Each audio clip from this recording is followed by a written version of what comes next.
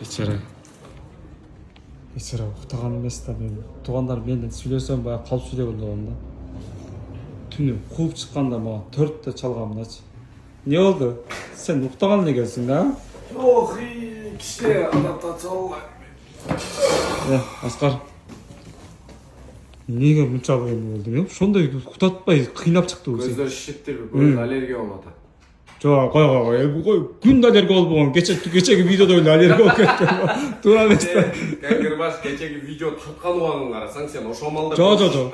Ошондо сен беттериң кызарып бөлөкчө болуп кеттиң да. Жок, эдашно уйку. Жок, элдин баары жок Аскар катынан коркпойт деп ойлойт да. Мына факт менен туугандарына бетиңерге коюп мына түн менен үйгө кире берген жок же уктаган жок. Азыр ишке уктап атат азыр. Сизде бир эле сөз менен бүтөт. Иштин баардыгы.